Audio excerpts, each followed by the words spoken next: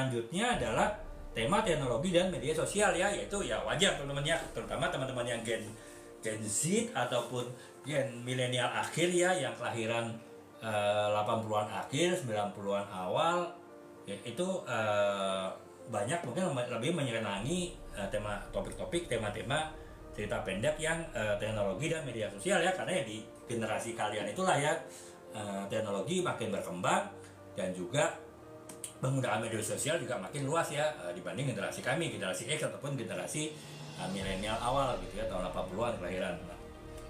Itu contohnya adalah misalnya cerita pendek Instagram palsu ya, jadi dari Oki Madasari ya. Jadi Oki Madasari ya kan terkenal juga ya, penulis terkenal, teman-teman paham pasti.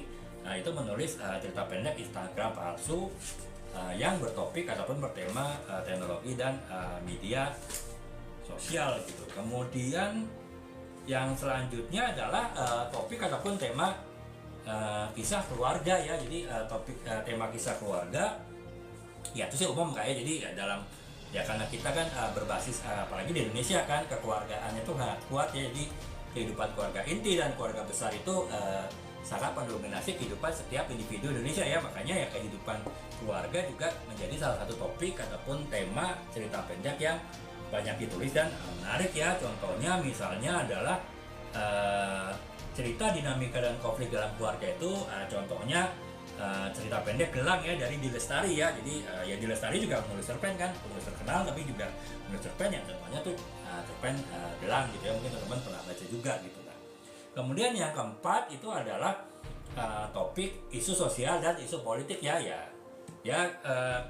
Dalam setiap generasi pasti isu sosial dan politiknya beda-beda ya, karena situasi kenegaraan pun juga beda-beda ya.